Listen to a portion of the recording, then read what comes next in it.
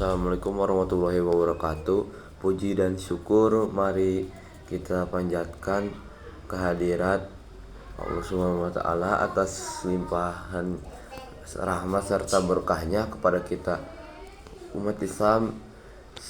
Salawat dan salam kita curah limpahkan kepada junjungan alam Nabi Muhammad SAW, keluarganya, sahabatnya, dan semua pengikutnya. Hadirin rahimakumullah, syarat diterimanya ibadah adalah rasa ikhlas.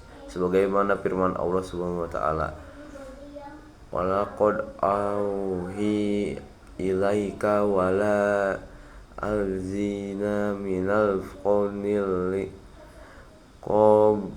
qablik la in asrokata la yahtonna amalka wala takunanna minal khosirin." Artinya, sungguh benar-benar telah diwahyukan kepadamu, kepada orang-orang para nabi sebelumnya, sungguh jika engkau mempersekutukan Allah, niscaya akan gugurlah amalmu dan tentulah engkau termasuk orang-orang yang rugi. Quran Surat Az-Zumar ayat 65. Dengan ikhlas kita tidak akan tersesat ke jalan yang tidak diridhai Allah Subhanahu wa taala, tidak akan menjadi orang yang riya atau sombong.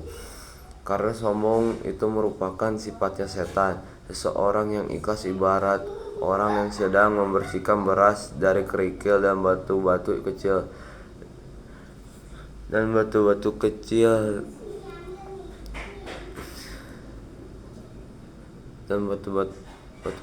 demikianlah keikhlasan menyebabkan Brahma menjadi nikmat, tidak membuat lelah, dan segala pengorbanan tidak terasa berat.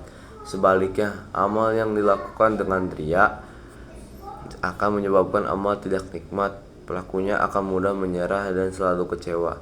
Tetapi banyak dari kita yang beribadah tidak bertandaskan rasa ikhlas kepada Allah Subhanahu wa taala, melainkan dengan sikapnya atau sombong supaya mendapat pujian dari orang lain. Hal inilah yang menyebabkan ibadah kita tidak diterima Allah Subhanahu wa taala.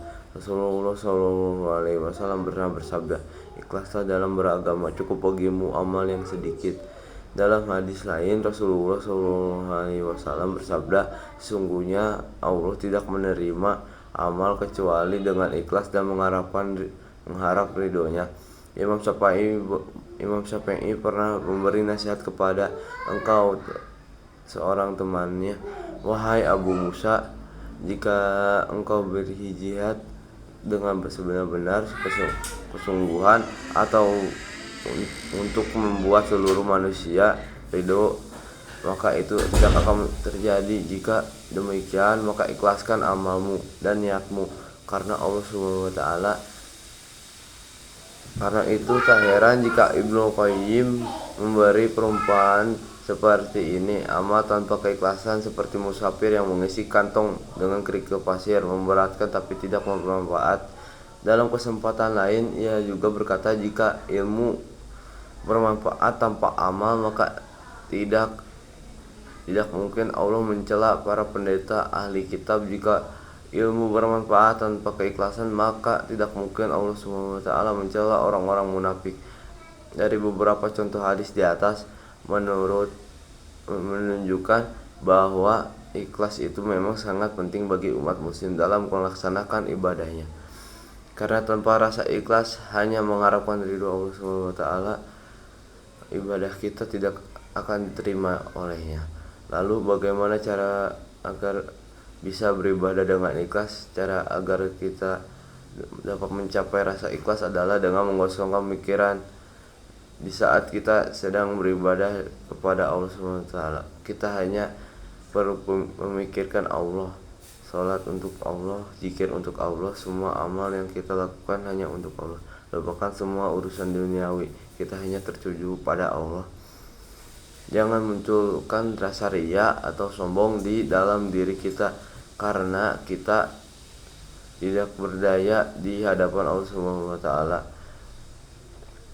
Rasakanlah Allah berada di hadapan kita dan sedang menyaksikan kita. Insya Allah dengan cara di atas Anda dapat mencapai ikhlas, dan jangan lupa untuk berdoa memohon kepada Allah Subhanahu wa taala agar kita dapat beribadah secara ikhlas untuknya. Demikianlah yang dapat saya sampaikan, mudah-mudahan bermanfaat.